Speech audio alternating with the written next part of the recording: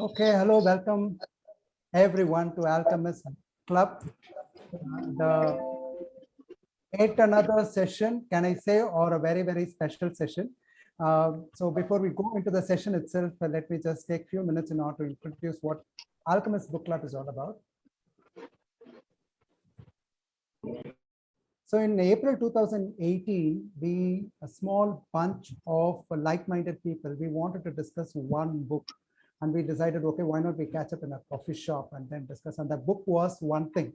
Okay, so we took time, for about 4 weeks continuously to meet up and discuss. And then we realized that so much can be discussed about a book and so much learning can be there. And why not we continue doing this?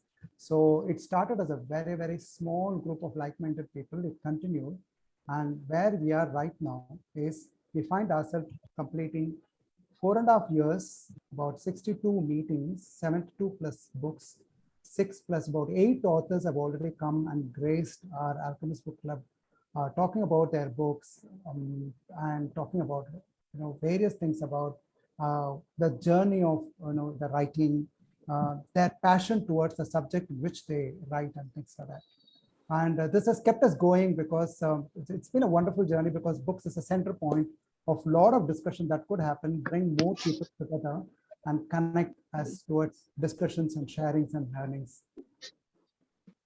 So we found ourselves over a period of time that actually what we are doing is this, that we are building and nurturing a community of book lovers for reading and sharing. So we have people who are so passionate about reading and people who are beginning to read, and we are bringing them all together so that we can put the right kind of book and environment to read and share.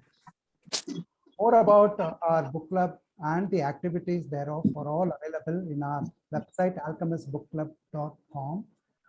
We have converted what was earlier as a free book club. We have converted that into a membership-driven book club in order to aid the operations and grow the community. And the membership forms are available on the Alchemist Book Club website. People actually subscribe and also come to know about the other upcoming meetings that are happening. Okay. So if you wish to join, you can fill up the form either directly from the website, or I will be shortly sharing the form link, which can be filled up, and I will be sending you the link to join. And if you wish to reach out to Alchemist Book Club for any other reasons, or facilitate a book or something like that, please write to us and we will be getting back to you. So this is a small intro about the Alchemist Book Club itself. Without taking much time, let's dive deep into today's very special author discussion meeting. And we have 2 authors with their first book that they have written. So first is always special, and instead of me introducing the author and talking about the book and things like that, we have a very able person, Aditya, who's with us. So just to give a brief about Aditya Goyal, he's a liberal arts graduate from Waseda University in Japan and has an avid interest in literature and film. He is a screenwriter, aspiring director, and he is a proponent of spiritual growth and environmental consciousness.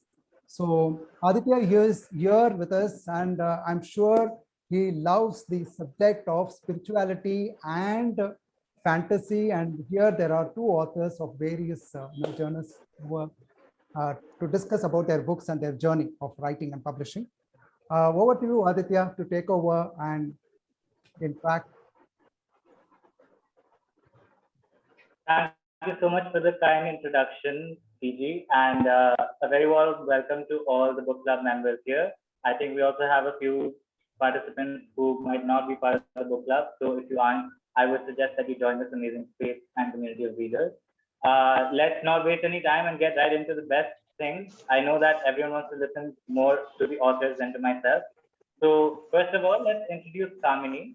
Kamini has written her book on Kundalini Yoga, and it is a very fascinating read. In fact, I just had a chance to go through it over the last couple of weeks in preparation for this talk. So Kamini, before I ask you, I'll also introduce Saksham because his book is coming out soon. Saksham's written a book called Samsara, and his book is a fantasy fiction as opposed to Kamini's, which deals with the non-fiction area. All right, so first question off the bat, this one, Kamini, is for you. What was your motivation for writing this book? And can you just give us a very brief idea about what Kundalini Yoga is?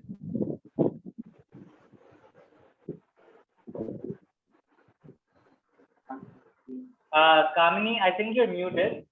I'm going to mute myself and allow you. So. Yeah. Yes. So my story of how I came to write the book is very different. It's almost like a fantasy coming true because as a journalist and as somebody passionately fond of reading, it is a very natural thing to imagine and fantasize about writing a book yourself someday. But I never really thought about doing it as such. But you know what happened was I just met an old friend who's also one of the editors of Penguin, Samsara, who's an old friend. And she knew that I'm got into very serious yoga and I do my practice and this and that. So she said, would you be okay to write on Kundalini yoga? So I said, yes. So she said, you know, Penguin is looking for somebody to write on that subject. And I thought you would you'll be right for that. So then I sent my concept and chapters to Penguin. And in December 2019, I think I sent it, or November. And right on my birthday on January 10th, I got the offer from Penguin saying, you know, the contract and the approval. So that was the best birthday gift I've ever received, you know. And that's how the whole thing started. So it's really something I had not even fantasized about, that I would someday write on Kundalini yoga. But I've been practicing it, and you know, I've been reading and experiencing a lot during this journey. So that is the first part of your question. And second, what is Kundalini? I would really like you all to rather read my book because it's a bit of a huge subject. But briefly, it's, you know, we all have hidden potential, more than hidden, and unexplored potential of our energy, our brain power. And Kundalini is one of the methods in yoga to awaken this energy and awaken the highest potential that is there within you, which is lying unexplored. So that is and if you take it to the final conclusion, then its ultimate thing is, you, from the source from where you have come, you go back to that source and unite there, you know, unite with the source, like so that is the journey of Kundalini yoga.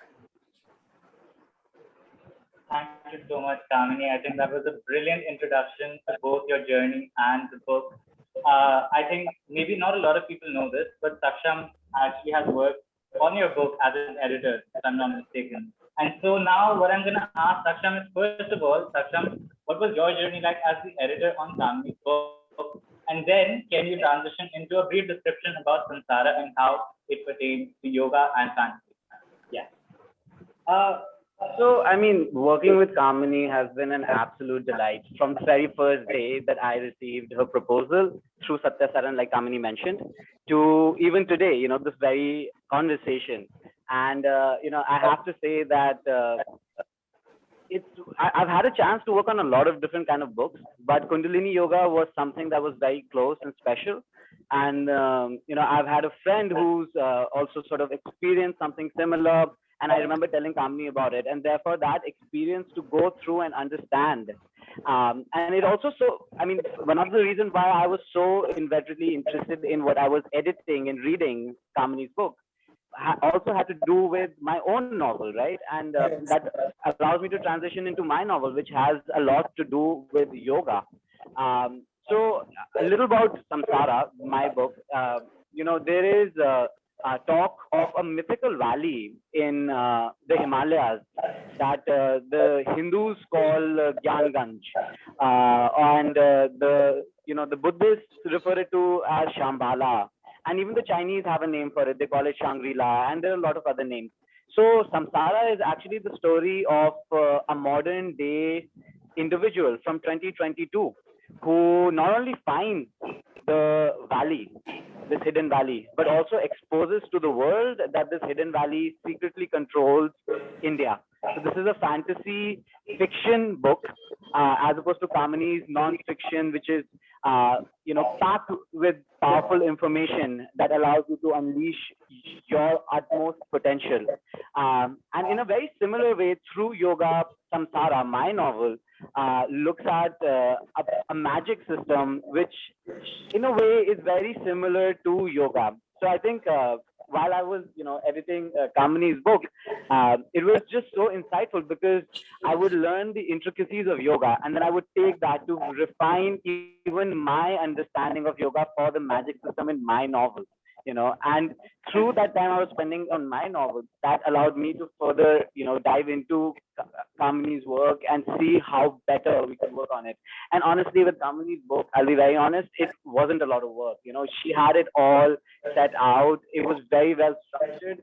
I would highly recommend that check out the introduction, at least to begin with. It very, very succinctly talks about the different aspects of the book. And the great thing about Kamini's book, which I personally enjoyed, and as a commissioning editor I thought would really work well for readers, was that it doesn't assume a certain level of yoga from you. If you're starting off, there is a particular section for you to go into, and if you're already a practitioner of the art of yoga, then you can, using the contents table, jump right in at the point which is apt to you. So that was basically it. Yeah. Perfect. Thank you so much, Saksham. That was a great Thank you so much. Thank you, Kamini. I'm sure that all the viewers are now very intricately aware of the synergistic relationship between you two, and how over the course of the last few months, if not years, you've both helped each other to elevate your respective books. TG, if we can get a shot of Kamini's book on the camera, then that would be great. I would like to have the viewers to have a chance to look at the book cover. Yeah, thank you so much, TG. So Kamini's book, Kundalini Yoga for All, I think it's available on Amazon and other online sellers. It should also be available in a bookstore near you if Saksham has done his job correctly. And Saksham, please also show the book Samsara, which is also available on Amazon and Flipkart, and will be available in bookstores starting on Monday. Awesome. TG, if we can also have the Amazon link in the chat window, I'm sure that viewers can get a chance to maybe check out the book listing after the event, or at least click on it and save the link for later. Awesome. Yeah. So now I have a question for the readers, which I would like them to respond to by raising their hands. How many of you are practitioners of yoga?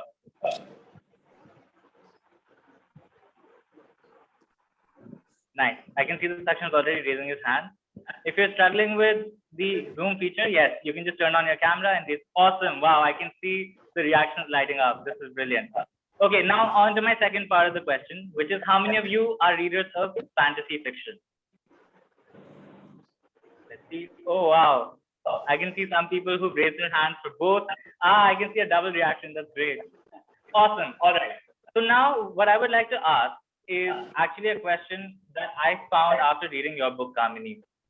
You mentioned that, a guru is not someone who you necessarily need to have a communication with. It can be something in the form of a book. It can be something that you read and learn from. And you also mentioned that your external gurus can come and go, but the internal guru that you look at is someone who stays with you forever, right? So I thought this was a very interesting discussion point, and I would like to get both your and Saksham's thoughts on the roles that various gurus have played in your life, and how you begin to realize what your inner guru is and how you can nurture that. Kamini, let's start with you. Yes, so I also had this idea that without a guru, you cannot achieve much, or you cannot really progress or even start on the journey. But it just so happened that I just started reading a lot from Ramakrishna, Paramans, to, a lot of all this. And I got so much from it, just from the books. you know, and especially when you're doing the daily practice, you can completely relate, you know, that what they are talking about and how you have to do the practice and what you're experiencing in the practice. Because what I found is that unless your own awareness is of a certain level and understanding, you know, you can turn anybody into your guru, and you know, the kind of, you know, including crime which is happening under the garb of a guru or a swami and things like that, because people don't know what they're looking for and they haven't equipped themselves, you know, and they're believing somebody and doing, you know, really unfortunate things. So I do believe that the first and last guru is within you. And if you read the lives of the greatest of spiritual seekers, most of their gurus said, now I have given you the basic things. Now you know, almost like get out now, you know, find your own path, find your own, do your own thing. And, you know, the gurus keep appearing to them, or somewhere they get a message, now I have to do this or that, but they are on their own. We have this kind of thing that they are like some kind of doctors for you who will be just giving you some things and you will just progress on the path. So it's basically you have to do all that it needs. The rest, I do feel, comes to you through books, through your visits to some places, your meeting with some places, everything else will keep happening. But you have to be your own, you know, person to seek that light. Oh, yeah. Kamini, I think that was very well stated. Saksham, your thoughts? I just want to take forward what Kamini said about light. If I'm not wrong, I think guru refers to the darkness remover. And, you know, it for me, honestly, the book is dedicated to my guru. It says to granddad, who recently returned from Vanyasa. Vanyasa is the magical word in this book. And he's been my guru. As a child, I've been you know, inducted into meditation and the power that it holds. And I think the role of a guru in every phase of life, whether it's writing or otherwise, is instrumental, because there's so many different ways one can go. And you know, obviously different gurus and different individuals that are potentially helping you will have different ways of looking at that journey that you can potentially take. But I think a guru chooses, you know, his protege as much as the other way around, right? And therefore, I cannot overstate the importance of a guru. Yeah. Thank you so much, Saksham. In fact, I think that based on this conversation, we're all probably thinking of people in our lives that have played the role of a guru. And if we're lucky enough, you know, people that we've been able to help out who might consider us gurus influence. I think that the role of a guru is so symbolic and yet so profound. And I'm really glad to see the agency that it's getting, not just in India, but around the world these days. All right. So, yes, I would like to come back to something that TG has put in the chat. Everyone, we really, really want to hear from you and your questions, whether it's regarding the book, whether it's regarding the authors, whether it's regarding publishing, writing. I'm sure that there's a story deep within all of us that we want to get out there. And maybe it doesn't even have to be the form of a written book like these two authors. It could be any way of expression. But any questions that you have, please do bring it forward, because we want to hear from you as much as possible. So yes, the chat window is now open. Please keep typing in your questions. We'd love to respond to them. But in the meanwhile, I would like to ask a question that kind of ties both of your books together. And something that, you know, I noticed when reading Samsara and reading Kundalini Yoga is that even though both books might on the surface appear to be diametrically opposed, in the sense that one is a non-fiction, one is a fiction, right? One seems like a handbook on how to learn about Kundalini Yoga, how to elevate your mind, whereas fiction has this reputation of being an entertainment read, not something that you can gain a lot of intellectual appreciation from. But reading the two books, I realized that if you look deeper under the surface, they're connected in very fundamental ways. So this is a very fun question that I want to ask. Kamini, what do you think is the fantasy approach or the supernatural approach in your book of Kundalini Yoga? And Saksham, what is your relationship with the book to yoga and the fundamentals of it? So Kamini, again, let's start with you. Okay, so how you're saying the spiritual is related to the fantasy? Was that right? Yeah.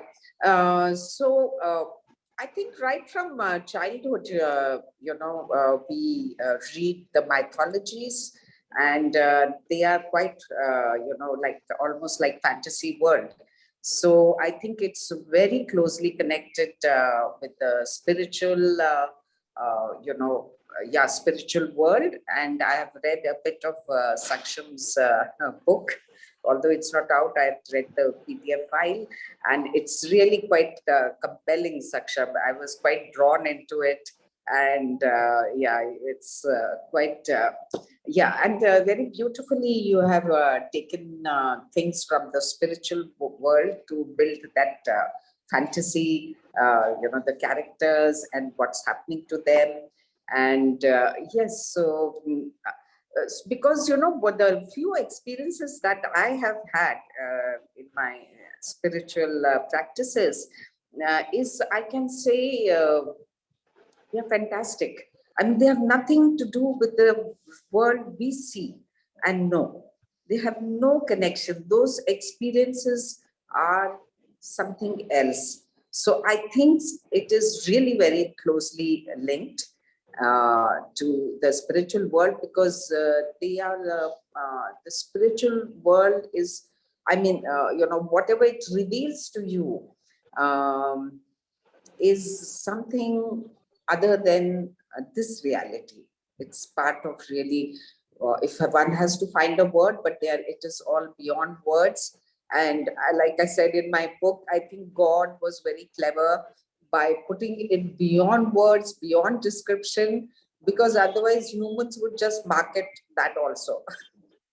Market truth, market that experience, but you cannot express it. You can only experience it. So, so I would say that you can say it is a fantasy world in that sense. It is real, but yes, you can describe it only as fantasy.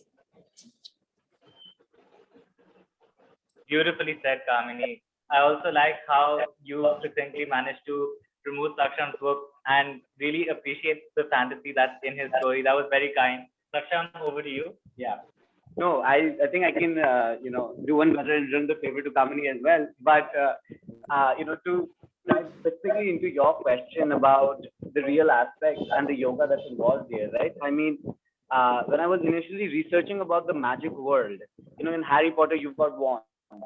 In this, you've got Pratyahara, right? And I've had this conversation with Kamini earlier also, but that was my interpretation of it. Or how the magic system works is, not only does the book look at fables and stories from our sacred texts that, allow the reader to almost feel as if they're reading and learning. It's not just for entertainment, but also, if I may explain the magic system, it's a certain kind of yoga, when done well enough, allows your soul to escape from your body and enter another living being. And therefore, when you open your eyes, you look through the eyes of a hawk, or you look through the eyes of a small little caterpillar, or you look through the eyes of a fish inside water, and the endless possibilities, especially in a magical valley like Vanyasa in this book, and what that can bring.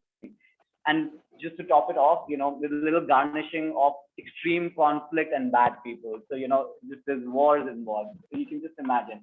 But going back to your question, I feel like through this book and through this fast-paced narrative, there is a sense of penance. There is a sense of being one with themselves, being one with oneself. And I think that's what I really think is unique about Samsara, because despite the thriller and the action, I think at its core, it's also a book to help you learn how to, move one step closer to perhaps, picking up Kamini's book and learning the higher aspects of yoga, so they are interconnected. Yeah. Awesome, Saksham. Thank you so much for that response. I can see that, the questions are starting to flow in. But before actually, you know what? Since we do have a lot of questions coming in, I'm going to jump right into this. So Satya Narayanan asked, this is a question for Kamini. What differentiates Kundalini yoga from what is generally taught as yoga by many centers, if at all they are different? Yeah, I think this is a very, very interesting question. And of course, I know that the book will answer this very, very, in depth. But Kamini, why don't you give us a brief explanation to answer this question? And then perhaps we can move on to the next one.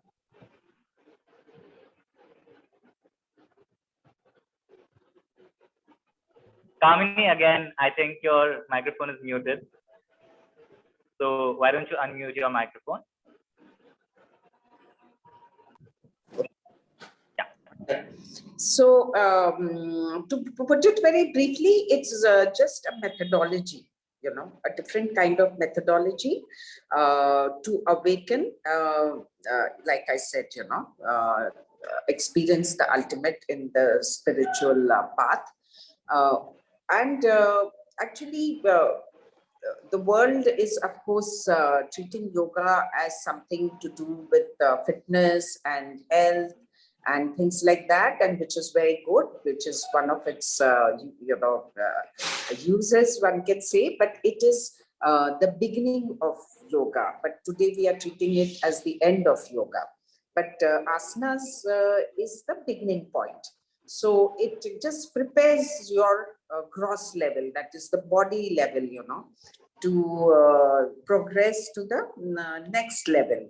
So what I feel is that the world is now ready to explore the other progress to the other aspects of yoga, which is, you have done with your body. You have achieved the fitness and tuned your body to a very fine, like a fine musical instrument. Now it's ready to play good music. So you progress to the higher levels. And Kundalini yoga, see, whatever you do on the spiritual path, like say Saksham is just exploring it through fantasy, through writing, through his whatever he had with his grandfather. But if his search is, sincere, and the search goes on, the quest goes on, then his Kundalini will also awaken. He doesn't need to do that asana pranayam, the methodologies that I have given in my book. It's not necessary, is what I want to clarify, that anything you do on the spiritual path, whether it's karma yoga like Mother Teresa, or bhakti yoga like Mirabai, she just devoted herself to Krishna, all will result in awakening of the Kundalini. But for people of the world who cannot become so devotional, or who cannot just become so service oriented, where suffering of others is all you can see, then this is a good methodology to follow, a technology to follow, to sort of achieve the theory of yoga, which is again the highest potential and your union with the Supreme. Awesome, Kamini. I really love that response. And in fact, what I was thinking was along those lines, right? Which is that your practice of yoga is so personal to you that the methodology is something that you find yourself. And that kind of brings us back to the idea of finding your internal guru, that internal compass that leads you in the direction of personal growth and spirituality in whatever way you define it. But yes, in response to the reader, what I would like to say is, in Kamini's book, towards the end, she does take you through a practice session also. So if you are interested in the Kundalini approach or in Kamini's approach to Kundalini yoga, please do check out her book, because it's a very fascinating section in the book, and I personally recommend it. Awesome. All right. So I think what we can do is we can also have the people who are posting the questions ask it directly to the authors. I think Princey Verma has a question for both authors. So Princey, why don't you turn on your microphone and ask the question? Hi, thank you, Adi, for giving me this opportunity to ask a question personally to both the authors. So thanks. I think the discussion is really, really interesting. I mean, first of all, congratulations to both of you. My question is more abstract, I think, and you can choose, how to answer this without revealing much about your books, to both Kamini and Saksham. And I'd like to ask, around the concept of knowledge, because we're talking about spirituality, right? And from what I can see, Samsara is also about, the mythical valley. There's those kind of elements there. So I wanted to understand if knowledge as a concept is central to Kundalini yoga and awakening. Is it also then a part of the magical world of Vanyasa? Thanks, guys. Yes. Brilliant question, Princy. Yes, let's have Kamini start again. Okay. Okay, so now in spirituality, there is a notion which is different about knowledge, In fact, in the Upanishad, somewhere it is said that the ignorant is as much in darkness as the person who's knowledgeable. So in the spiritual world, this knowledge which we say the person is educated and so intelligent and all this doesn't hold much water, Yeah. In fact, some of the practices is for you to get rid of this idea that I know, and get into the thing that I don't know. So, so I don't know if I've conveyed or, that is what your question is. But yes, the worldly knowledge doesn't play much part in the spiritual world. That's why sometimes you find absolutely illiterate, uneducated people in the spiritual world. There are a lot of examples who reach the ultimate and the whole world worships them. So they didn't have the worldly knowledge on the intellect and all that. Yeah. No, I think that's a very interesting question, Princey. I think knowledge does play a big role in Samsara. And not only did I gain a lot through the writing process, there are actual tidbits, there's shlokas, there's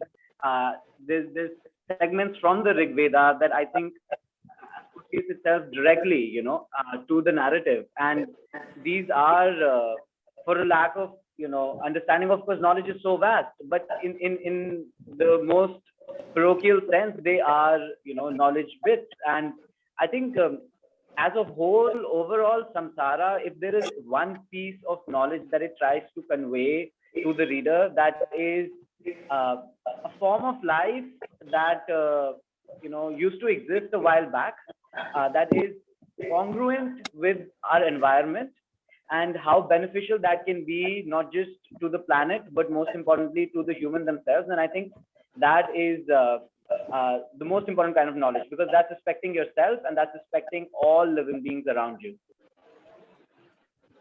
Thank you so much, both Kamini and Saksham, and especially Princey, for asking that question. All right, let's move on to the next question. So I think this is a question from TG. TG, why don't you turn on your microphone and ask this question? Sure. Thanks, Aditya. This question is to Saksham.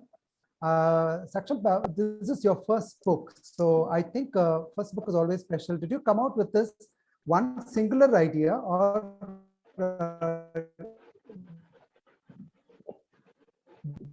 did you have multiple ideas which Yeah, I think there's a little bit of a connection goes issue on to,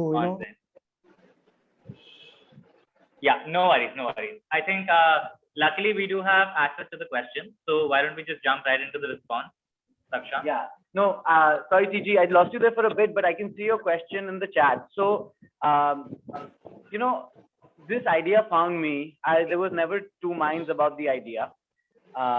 I wanted to bring about India's answer to Harry Potter, which is what this book is. And I'm so glad that that endorsement has also been kindly provided by one of the fantasy authors in the country.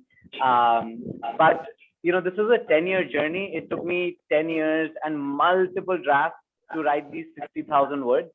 And I've been writing it from grade 11. And to very succinctly answer your question, no, it was never about multiple ideas. It was one idea and it found me, and I'm just a medium to convey this. This book is a way to popularize Hindu mythology, but the core tenets of Hindu mythology that I feel are perhaps in some ways a little forgotten, the concept of moksha, nirman, of dharma, of karma, and most importantly of samsara. And through this book, all of these concepts, these concepts, it was very clear to me from day one that this is what I wanted to do. It took a lot longer than I thought it would. Thank you. Fascinating. Yeah. Awesome. And thank you so much, CG, for the question. I think it was a very insightful one. I think I can't see any other questions in the chat window, but please do keep sending your questions in. In the meantime, what we can do is, CG, do we have any creatives that we can share for Kamini and Saksham that we can maybe share on the Zoom so that everyone can see it on the screen?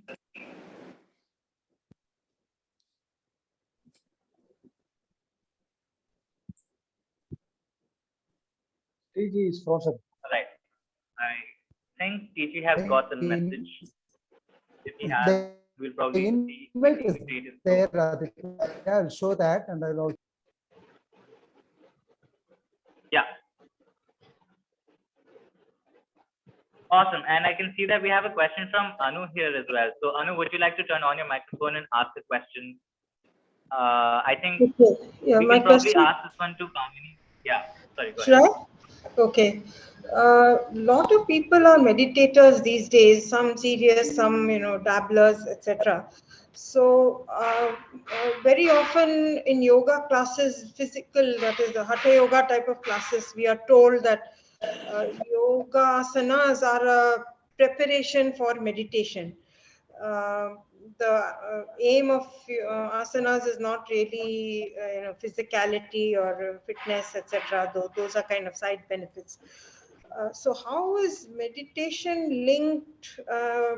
Is there a continuum? Is there a overlap with respect to yoga and then Kundalini? From what I'm able to understand is Kundalini is kind of not really like yoga as such, but it is something that arises if you get the rest of it right. And so where does meditation fit in with these things?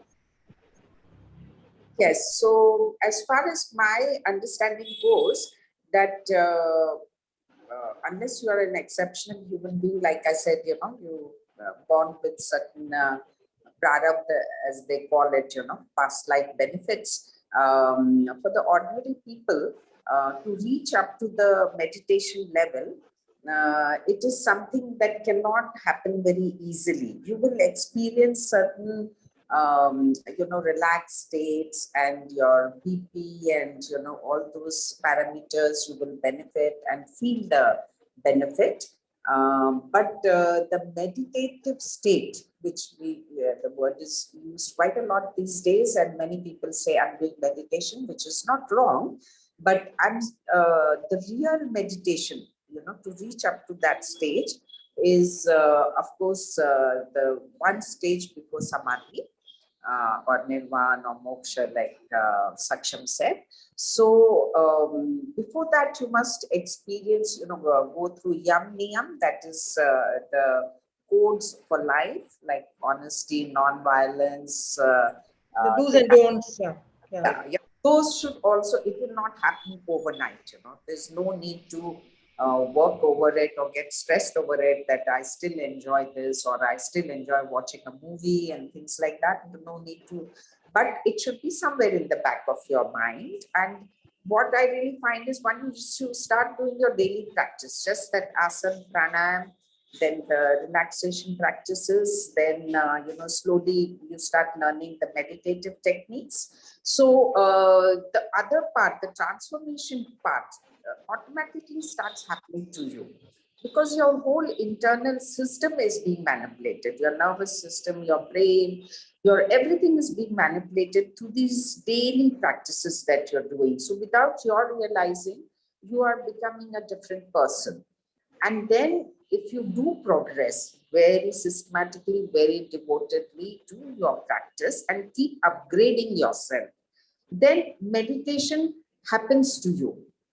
It is not something that you can make it happen, because these are states and these are things which come from, the cosmic energy and consciousness. Of course, you are tuning your body to get into tune with that cosmic energy and consciousness, but it is something that just happens to you. You don't know when it will happen, which day, why, nothing. But that is the meditative state. But we sure do have very good techniques in yoga, how to progress, because the battle is against the mind and especially against the thoughts. We cannot stop the river of thoughts, but they do give you some beautiful techniques. You will find it in the techniques described in my book. If you progress systematically, it all starts happening. You do find your mind getting quieter, your breathing becoming lesser, your tendency to get excited, and all those things are happening to you because of your daily practice. So, and in the Kundalini practice, a large part of it then becomes that you're just sitting for an hour and a half. You're just sitting. For somebody else, it's like you're just sitting. What is she doing? But there's so much of internal practice which you're doing while sitting like that. If you read the book, you'll get it. And which is much bigger challenge than doing a Sirsasana or a Mayurasana and all those things. Yes, so just do your daily practice, just keep upgrading it, just keep equipping yourself with the theory behind why you're doing something. And meditation is nothing so difficult. Yeah. Thank you so much, Kamini. I think that was so insightful. And what I would like to say is, it seems like Kundalini for all and Samsara Enter the Valley of the Gods both have the sense of finality, for example, Samsara, I know, is centered around the characters being in their final life cycle. Kundalini Yoga for all, as you've just described, is talking about the stage of yoga or the stage of being before entering samadhi. And so with that sense of finality, what I would say is, please do check out these books. They are available on Amazon. They're available on online platforms. They are or will be very soon available in your bookstores. If we do have one last question, I don't think we do. Yeah, I don't think I can see this. Yeah, this isn't a question, this is a comment. So thank you very much for that. Thank you everyone for joining our session. And if you do have any questions for Kamini or Saksham, I'm sure you can reach. Yeah. Go ahead, TJ. Yeah, I would probably request others to also raise their hand and probably go ahead, unmute and ask the question, because it's an interesting conversation. We have two authors with us, and then we cannot leave them just without answering some of the very intricate questions about how their books got, written, proofread, what are the processes, how it got published and things. So I'm sure some of them would be having a question on that. Yeah, we have Ekta, Satya, Rajesh, Kamaji. Please go ahead and ask. Anil, yes. Shahul. Yeah. Please definitely don't wait to put your questions on the chat. If you can put your questions at once, I think we can then have a look through the list and answer the questions. We'd be very happy to do that. No, the thing is that Anil Pillai here. Yeah. Just wanted to know about the practical implications, because we have so many forms of yoga, so many forms of meditation. And as Kamini was rightly pointing out, when we meditate, we enter into a state of relaxation, or BP and all other parameters are controlled, regulated and all that. But then, we are bombarded with so many different forms of yoga that, is it, I sometimes think that it is better to follow one system and, but sometimes I'm curious to know about all other systems also. So that creates a confusion. So how do you actually resolve this dilemma? Because all forms of yoga are having some kind of logic in it. All forms of meditation are also having some logic in it. But then how do we make up our mind to see which one is more effective and how we go about, doing all this? And maybe, that is what something keeps coming to my mind. And Anil, if you ask me, one of the best ways to get into yoga, one of the yoga you will need to know is reading a fiction book. Okay. That's also best form of yoga because it takes you to the states which you are unaware of, unseen and unexperienced, and you'll really know, oh, such kind of places and experiences are also possible. Just interrupted before I think Saksham or Kamini could answer. Yeah, go ahead, please. No, I completely agree with you, TJ. I think that was very, very insightful. And especially Samsara, because there is world building, and it draws you into a completely different world. I mean, in today's day and age, with our concentration levels, just sitting yourself down for 5 hours, 4 hours in the middle of the night to concentrate on one activity is in a way a form of meditation, I feel. But over to Kamini for a more practical answer as well. Yeah. No, definitely, because what I've read of Saksham's book, you may call it fiction, but it conveys the real thing about the spiritual world, just as Herman Hesse writing Siddharth, it is fiction, or so many other books like this, and definitely you can't, just because it's fiction, you cannot say that, it cannot relate directly to spirituality or something. No, there are no boundaries. And the spiritual world, yoga, whatever you call it, is the most inclusive. It never says, no, not this, or no, not that, only vegetarian, non-vegetarian, fiction, non-fiction, nothing. Everything that is there in the world, all the gods, all the everything, is inclusive in the spiritual concept. So definitely fiction also, and what Saksham has written is very close to the spiritual message. So yes, and answering your question on the various, today it's a bit confusing because, like I said, marketing, branding and all get into everything. And then, there's total confusion. But you have to be keenly reading a lot.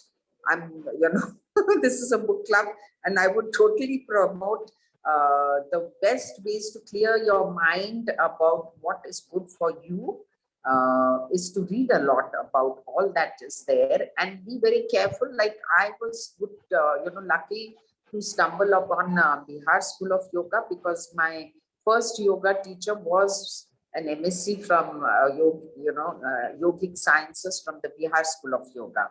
So they have a brilliant system of giving you the scientific explanation, the medical benefits, the spiritual aspect, everything, and then how to do it also and how to progress. So I have found their books amongst the best in the world for understanding this whole body of work, which we call, the Indian darshan, philosophy.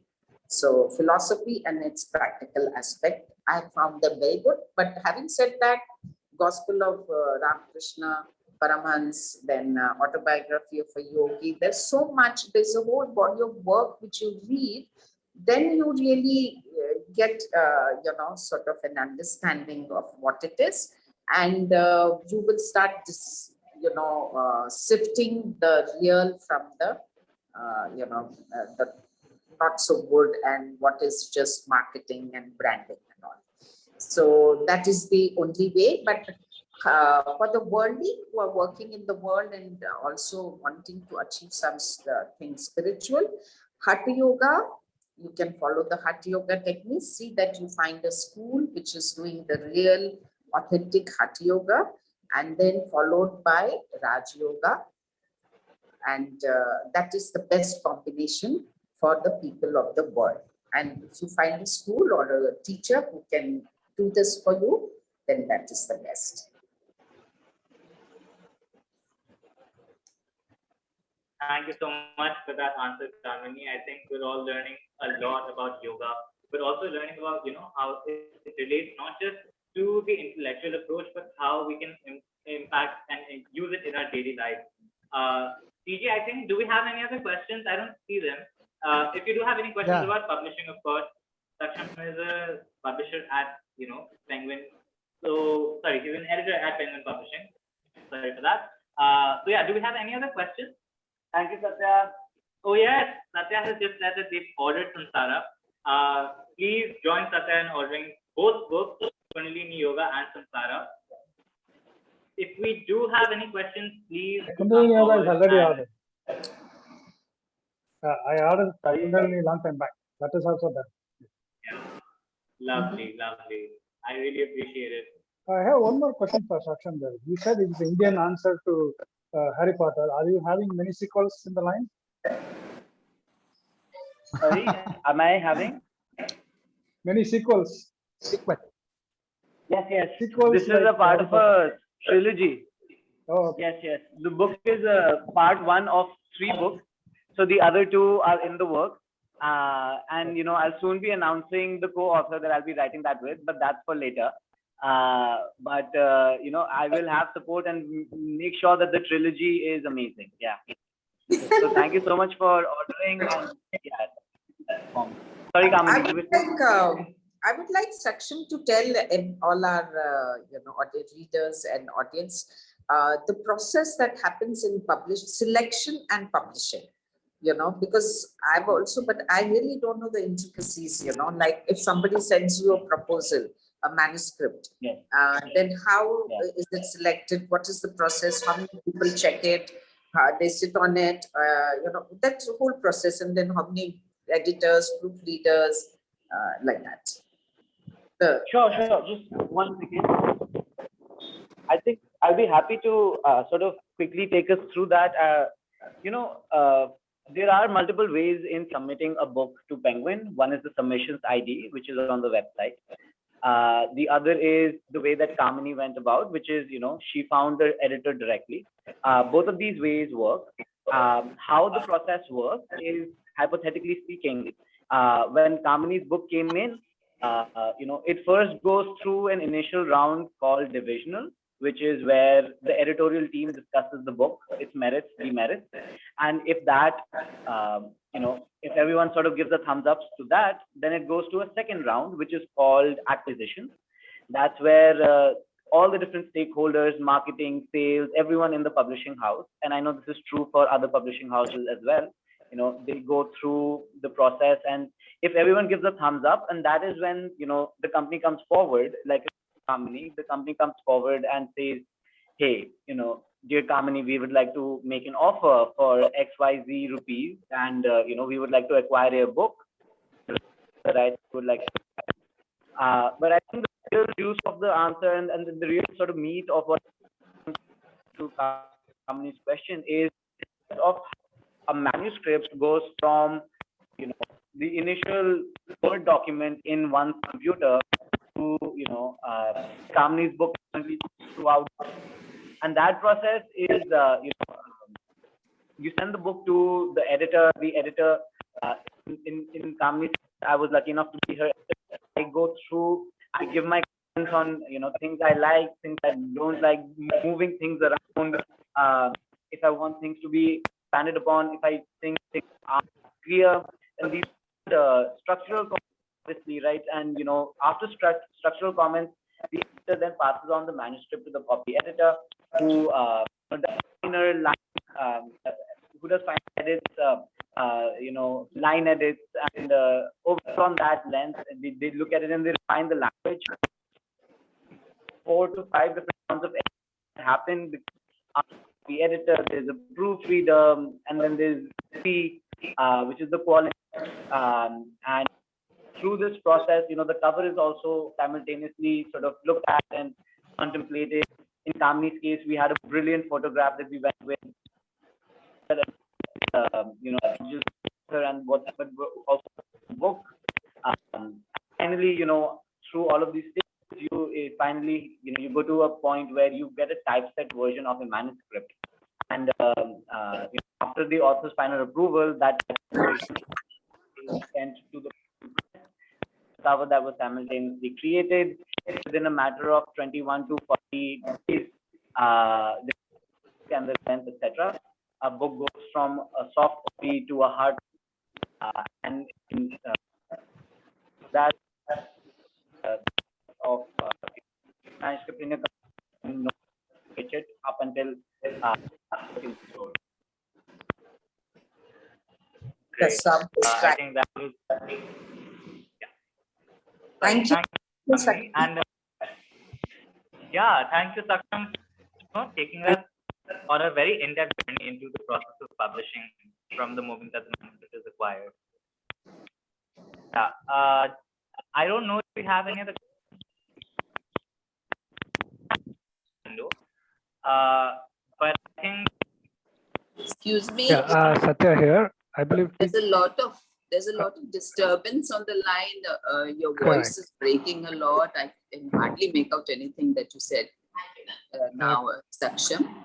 TG, what's happening? There's something. No, yeah. In fact, there is a lot of disturbances. TG also messaged me.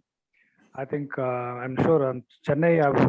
I'm not sure what's happening in Chennai. Like a lot of places are dug out, and we having a lot of problem with this internet connection for quite a while. Airtel is, whenever we call up Airtel, they say, look, sir, they have been kind of digging up everywhere for stormwater draining. So most of the places wiring is cut. So they are trying their best to do it. But nevertheless, we could hear. I mean, what Saksham was summarizing it. I understand as an author, even I published one through Notion Press long time back, and it's a very lengthy process, and it goes through many iterations. And yes, we understand. Good. Any other questions from APC members and others? Yeah, TG is just sent a message saying there are some internet issues. May I ask a question? Please go ahead, ma'am. Yeah. Now, this is Kamini's book, Kundalini, is mainly for people who are able to read and absorb all this information. What about people who do not want to do yoga, and for elderly people who are beyond all this, and but who would also like to get the benefit of reaching the higher plane of spirituality, etc. What do they do about it? They are not able to do any yogasanas. They are not able to do any of the pranayam because of the age factor. And also there are people who say, no, we just cannot do yoga. We can't even turn our head, so stiff there. So what is your advice to them? Yeah, Shobha, that's a very valid question. And you see, our the traditional the 4 stages of life, was the grahas ashram, then the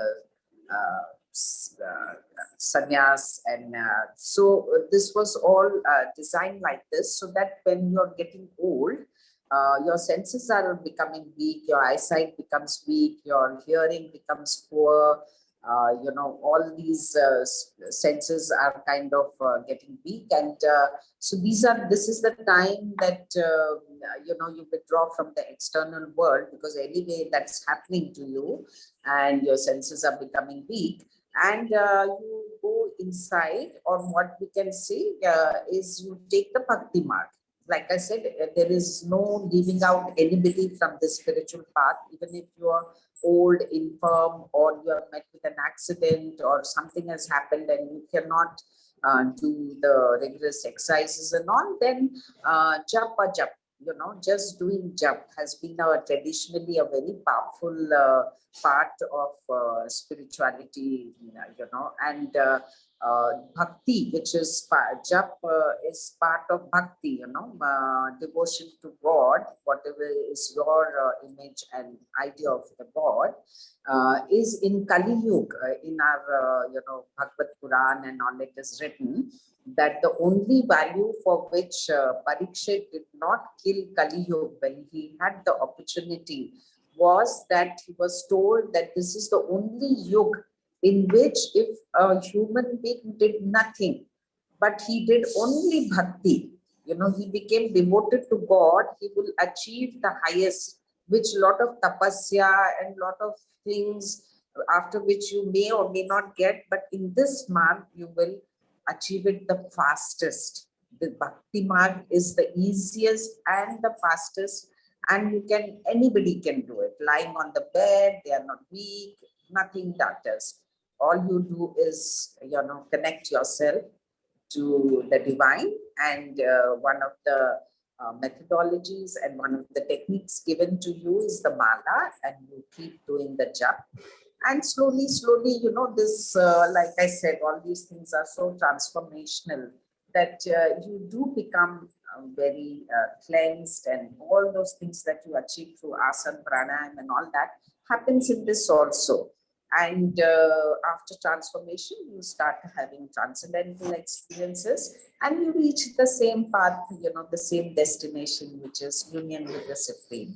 So nothing to worry about for being old or, infirm or anything. This is one of the most beautiful and one of the most powerful practices. Yeah, thank you so much for that insightful question. I think Satya and Shobha, right? And thank you for the great answer, Kamini. I think we're having some internet issues, so I've turned off the video for the time being. I think, is that better for you to hear? Yes. Yes. Yeah. Okay. All right, great. I guess then we'll probably have to unfortunately continue like this. Yeah, if we have any other questions, please let me know. Otherwise, you can also call it right now. Members, anyway, Satya here. I would like to take this opportunity to thank Kamini, Saksham and Aditya for joining us and taking us through this process of 2 books. I mean, first book for them, always special. And it was really interesting to understand the difference, or if at all there was a difference I asked earlier, of yoga. And hopefully many of the readers who are going to read the book will definitely benefit out of this book, and then looking forward to reading Saksham and going to the fantasy, dive into the fantasy and see how it looks like, or how it feels like, whether we have the same feeling, kind of like we read Harry Potter a long time back, I mean many decades back, so maybe that time we were young, and now whether we are at this age of 50 plus, whether we still have the liking for fantasy, I do not know, but maybe I'll read it and find out. We'll definitely share the feedback. And on behalf of ABC, we thank both authors and Aditya for taking us such a wonderful journey for 1 hour, last 1 hour. Thank you so much. Thank you so much, Satya. Thank you, TG. Thank you, Kamini. Thank you, the Alchemist Book Club. You have been a very great audience, and I'm honored to have moderated this session. Arigato gozaimasu, Aditya. Oh, arigato gozaimasu. Thank you. Yes, please do check out the books on Amazon. I know that, ideally we wouldn't be doing that, and we'd be going to a bookstore, but since this is an online Zoom session, I know that's the easiest way for you to purchase the book. And if we can just maybe share the creative one last time, or maybe put the links, we can do that. But if you would like to exit the session, let's perhaps close it. And in fact, we will be, as we do, this video recording will be shared in our YouTube channel shortly, and that will be available. And we will also share the link through the WhatsApp forum, and that you can forward to your friends and the well-wishers. Perfect. So before signing off, I would like you all to please do one thing. I know that the authors are very, very interested to hear from you and your thoughts.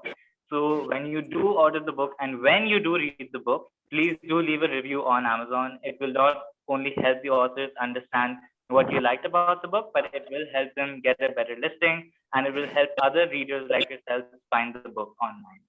So with that note, I think let's close the session. Thank you everyone for attending. And yes, You will be able to find the links in the WhatsApp group. You also have the links available in the Zoom earlier. Yeah. Over to you, Satya. Let's close the session. Yeah. Thank you so much. Thanks, team. And looking forward to see you next month in the next session. Thank you all. Yeah, TJ, you can close.